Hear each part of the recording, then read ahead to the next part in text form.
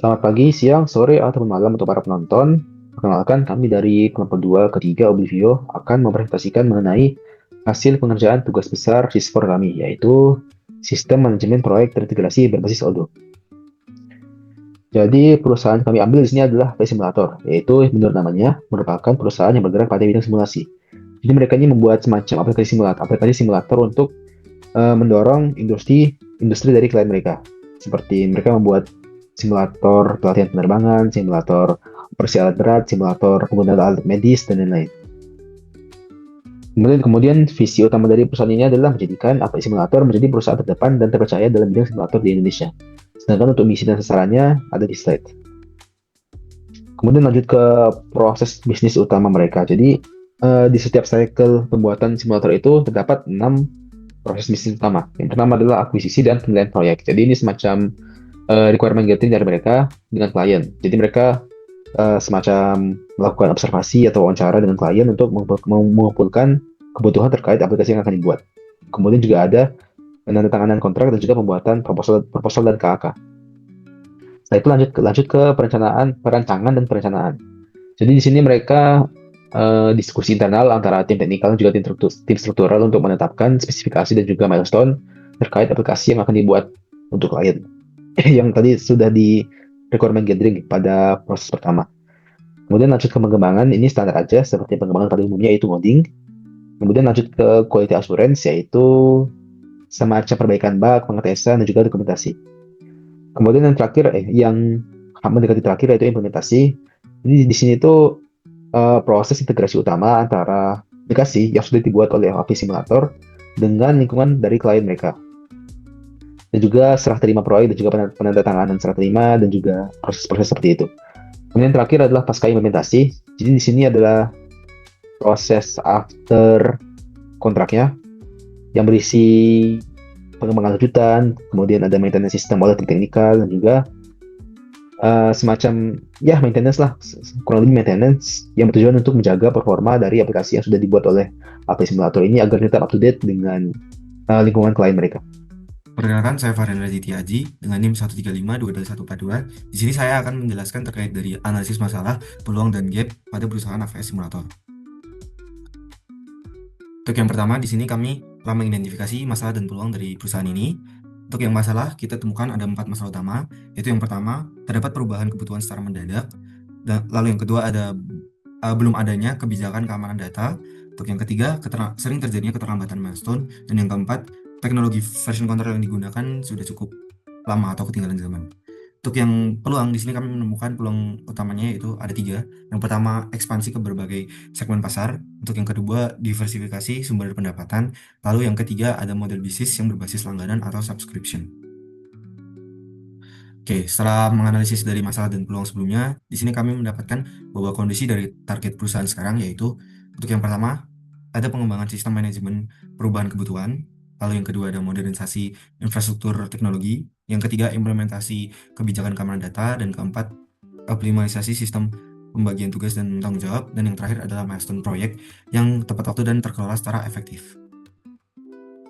Oke, di sini saya akan bahas terkait inti utamanya yaitu analisis gap yang akan menunjukkan kesenjangan dari kondisi idealnya dengan kondisi yang saat ini.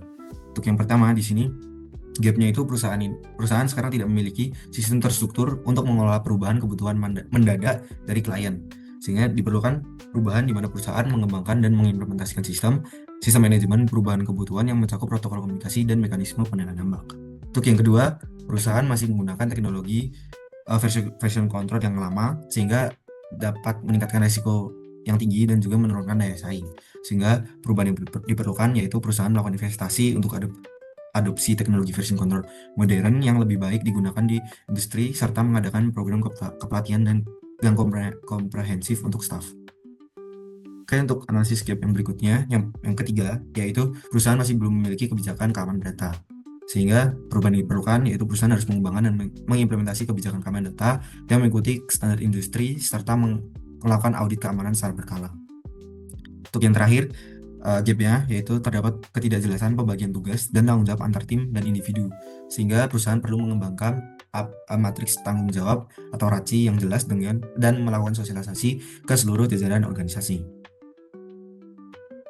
Oke, setelah masalah peluang dan gap telah diidentifikasi sebelumnya, di sini dapat dilakukan identifikasi terhadap kebutuhan perusahaannya, yaitu ada 4. Di sini yang pertama yaitu perusahaan harus mengadakan sistem informasi pengelolaan data proyek dan pelanggan, termasuk fitur untuk manajemen perubahan requirement.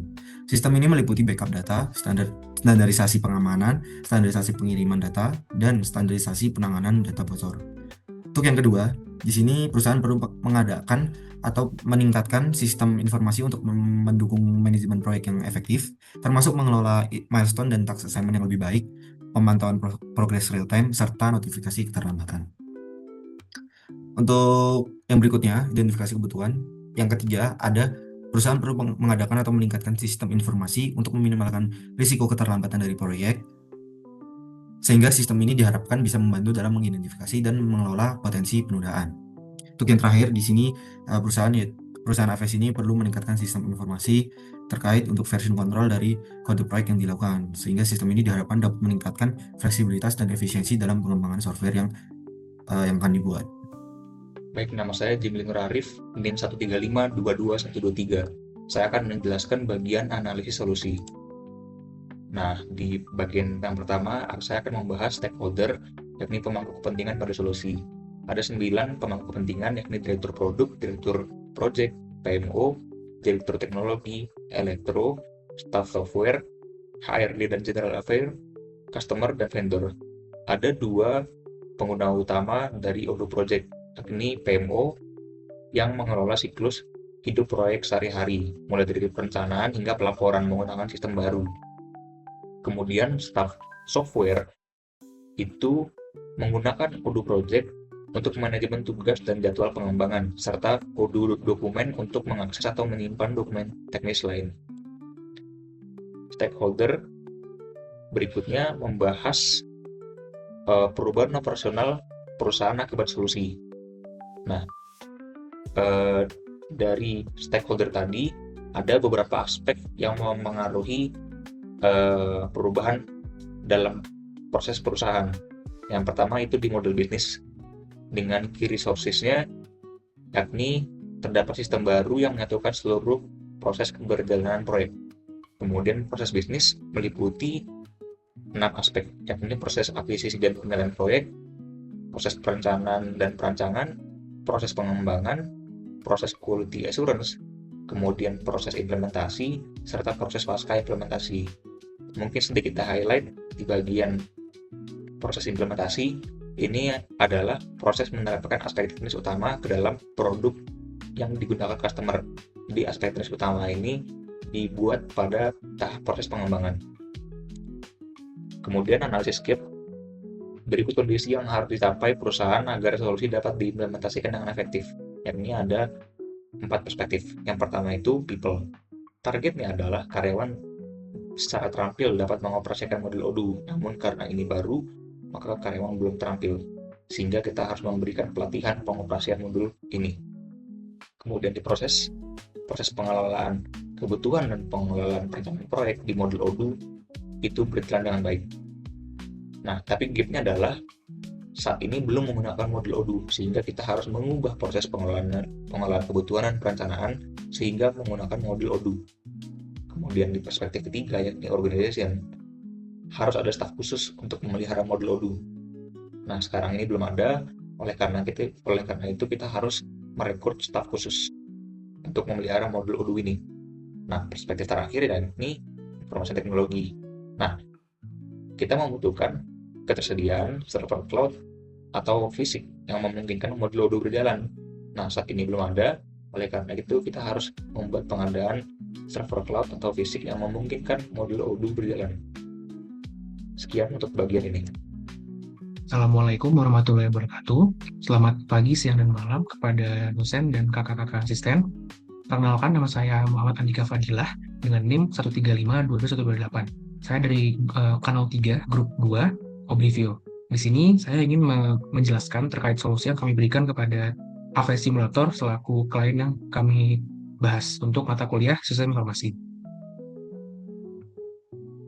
Jadi solusi yang kami berikan yaitu merupakan sistem manajemen proyek dan keamanan data terintegrasi.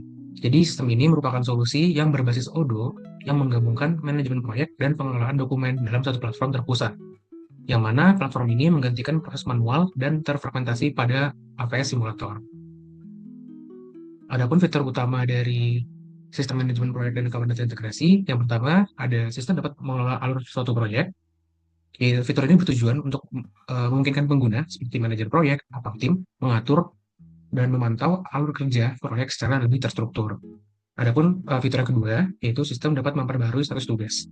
Fitur ini dirancang untuk memperbarui status dan prioritas tugas agar mencerminkan perkembangan atau perubahan dalam pengerjaan, seperti tugas selesai atau membutuhkan revisi, atau kalau prioritas itu ada, yaitu rendah, normal, tinggi, atau urgent. Fitur selanjutnya yaitu yang ketiga, sistem dapat mengelola dokumen proyek. Jadi fitur ini memungkinkan pengguna untuk mengunggah dan mengelola dokumen yang terkait dengan tugas tertentu, seperti spesifikasi proyek atau laporan, dan agar dapat diakses oleh seluruh tim yang bekerja dalam proyek itu. Dan fitur yang terakhir, yang keempat, yaitu sistem dapat mencatat perubahan permintaan. Jadi fitur ini tuh bertujuan untuk mendokumentasikan perubahan permintaan yang terjadi selama proyek berlangsung, memastikan semua perubahan terekam dengan jelas untuk keperluan audit dan transparansi. Selanjutnya, ada pun dampak bisnis dari solusi yang kami buat, yaitu yang pertama dapat meningkatkan efisiensi manajemen proyek dan mengurangi risiko keterlambatan proyek. Yang kedua, ada meningkatkan keamanan data proyek dan pelanggan. Yang ketiga, ada meningkatkan akuntabilitas tim dan kualitas pengelolaan proyek. Dan yang terakhir, menyediakan fondasi teknologi yang scalable untuk mendukung pertumbuhan bisnis dan adopsi fitur baru di masa yang akan datang. Selanjutnya, ada kebutuhan fungsional dari solusi yang kami buat. Yaitu yang pertama ada sistem dapat mengelola pengerjaan suatu proyek, yang kedua sistem dapat memperbarui tugas, yang ketiga sistem dapat mengelola dokumen proyek, dan yang terakhir sistem dapat mencatat permintaan perubahan. Selanjutnya terdapat kebutuhan non-fungsional yang di sini kami bagi menjadi tiga. Yang pertama ada product requirement, yang mana sesuai dengan pada tabel terdapat beberapa klasifikasi kebutuhan dan deskripsi.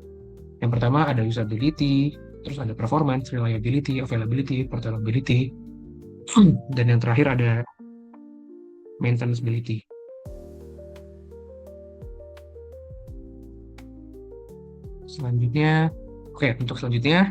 Untuk klasifikasi lagi terdapat integrability dan reusability, ada robustness, adaptability, dan testability.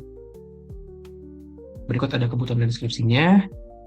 Selanjutnya untuk kebutuhan fungsional yang kedua ada organizational requirement. Terdapat beberapa klasifikasi juga kebutuhan dan deskripsi. Yang pertama untuk klasifikasi ada implementation. Contoh kebutuhannya itu ada sistem manajemen perubahan kebutuhan. Dan yang kedua juga ada implementasi lagi. Kebutuhannya itu manajemen proyek terpusat. Yang ketiga ada standards. Dan kebutuhannya itu kebijakan keamanan data. Yang keempat ada standar lagi dan kebutuhannya itu protokol penanganan insiden keamanan data. Dan yang terakhir ada lagi standards yang mana kebutuhannya itu dokumentasi teknis dan SOP. Dan berikut deskripsi untuk masing-masing kebutuhan. Untuk kebutuhan non-fungsional terakhir yaitu external requirement. Terdapat beberapa klasifikasi. Yang pertama ada ethical dengan kebutuhan transparansi dalam komunikasi klien. Untuk yang kedua ada ethical kembali, yang mana kebutuhannya itu perlindungan data pelanggan. Dan yang ketiga ada ethical lagi, dengan kebutuhannya itu tanggung jawab sosial dalam produk. Dan yang keempat ada regulatory, dengan kebutuhan kepatuhan terhadap regulasi keamanan data. Dan yang selanjutnya lagi ada regulatory, dengan kebutuhan sertifikasi kualitas produk. Dan yang terakhir, klasifikasi regulatory kembali dengan kebutuhan kepatuhan kontrak dan hukum proyek. Dan berikut deskripsi untuk masing-masing kebutuhan dan klasifikasi yang telah saya sebutkan. Sekian presentasi dari saya, kurang lebihnya mohon maaf dan boleh dilanjut oleh teman saya. Terima kasih. Halo semuanya, nama saya Christian Justin Hendrawan dengan NIM 1352215 dan saya akan mempresentasikan fitur Odoo Project Sita. Jadi yang pertama kita harus memastikan bahwa kita sudah mendownload modul custom kita, yakni AWS Project Enhancement, bisa dilihat di sini. Lalu setelah itu kita bisa langsung masuk ke Odoo Project kita. Di tampilan awalnya kita bisa melihat semua project yang sudah kita buat ataupun sedang kita kerjakan. Melihat settingsnya akan menampilkan informasi mengenai project tersebut. Pertama ada judul project, name of task, customer, text, project manager yang bertanggung jawab, dan juga field custom yang kita buat, yakni kompleksitas proyek dan juga prioritas. Kompleksitas proyek tersebut dibagi menjadi rendah, sedang, dan tinggi. Untuk prioritas kita bagi rendah, normal, tinggi, dan urgent. Ada plan date juga yang mendefine kapan kita memulainya dan kapan kita selesai untuk project tersebut. Lalu ada description project, ada settings, dan juga ada tab tambahan yakni informasi keuangan yang kita buat untuk melakukan evaluasi di budgeting project kita selanjutnya. Yang bisa menjadi evaluasi penting. Setelah itu juga ada file yang terkait dengan project ini, yang spesifikasi kayak misalkan atau kerangka acuan kerja, Dan juga semua perubahan yang kita buat ke project ini di track di sini. Boleh kita langsung masuk saja ke halaman project itu sendiri. Di halaman projectnya ada task-task yang sudah di-define dengan status-statusnya. Di sini status-statusnya juga bisa di-custom sendiri dengan menggantinya semau kalian. Ataupun juga bisa melihat beberapa contoh yang sudah sering dipakai orang. Pertama-tama kita akan melihat ke fungsionalitas menambahkan tes. Jadi menambahkan tes dapat dilakukan dengan memencet tombol ini atau juga memencet tombol ini. Dan di sini kita bisa memberikan judul tes kita apa. Misalkan kita ingin memberikan judul pembuatan dokumen penutupan. Di sini kita bisa menambahkan assignee kita untuk awal-awal. Dan setelah itu kita bisa langsung menambahkan saja.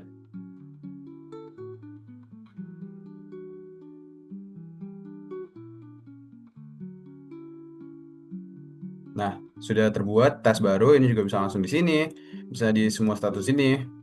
Dan juga kita bisa melakukan pengeditan lewat quick access ataupun langsung memencet ini. Dan ketika di sini juga kita bisa melakukan penghapusan suatu task.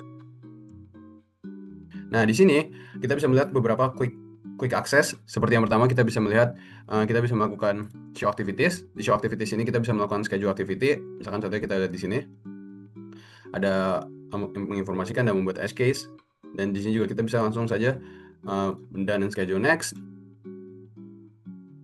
dan juga kita bisa melakukan penambahan assignees. Misalkan di sini kita mau menambahkan Muhammad Andika, bisa kita tambahkan saja untuk task yang spesifik ini. Dan juga kita bisa merubah sub status dari task ini, dari in progress, change request atau approve, dan juga ini untuk melakukan cancel atau done kepada task ini. Nah, kalau kita masuk ke tasknya sendiri, kita bisa melihat informasi penting seperti judul task, project ini task ini berhubungan dengan project apa, assignee siapa saja, teksnya apa, prioritasnya apa, dan customer-nya siapa, dan deadline-nya itu kapan. Mungkin untuk yang lebih jelas ada di sini. Oh ya, di prioritas sendiri kita bisa menggantinya menjadi rendah, normal, tinggi, dan urgent. Dan juga di sini kita bisa mengganti status dari task ini. Ada description-nya, ada subtask-nya, yang task-task kecil dari task besar ini, lalu juga ada extra info. Lalu setelah itu juga ada file. File ini adalah file yang berhubungan dengan task spesifik ini. Misalkan di sini ada penambahan spesifikasi. Seperti biasa, seperti di project kita bisa menambahkan, kita bisa mendelete, dan juga kita bisa mendownload. Setelah itu juga kita bisa melihat semua perubahan yang kita buat di task ini. Setelah itu, ketika kita mau mengubah status dari task, kita bisa saja langsung melakukan drag. Yang ini merupakan sangat mudah dan juga mempercepat proses. Atau misalkan kita ternyata belum siap atau kita melakukan kesalahan, kita bisa balik lagi ke sini. Nah, setelah itu juga ketika kita sudah benar-benar pede atau percaya diri dengan suatu aplikasi, suatu task sudah selesai, kita bisa melakukan done. Setelah itu, kita juga bisa melakukan filtering. Filtering di sini ada beberapa yang sudah bawaan dari Odoo dan juga beberapa yang sudah kita buat sendiri. Untuk yang di Odoo-nya sendiri ini ada filtering ini, dan kalau dari kita sendiri yang sudah kita buat adalah filtering berdasarkan prioritas. Jadi kita bisa melihat task-task yang memiliki prioritas urgent saja misalkan, atau memiliki prioritas urgent dan rendah. Dan juga salah satu group by yang fitur yang lumayan keren adalah ketika kita melakukan group by dengan assignees. Jadi kita bisa melihat semua tugas dari assignees-nya atau member dari tim kita.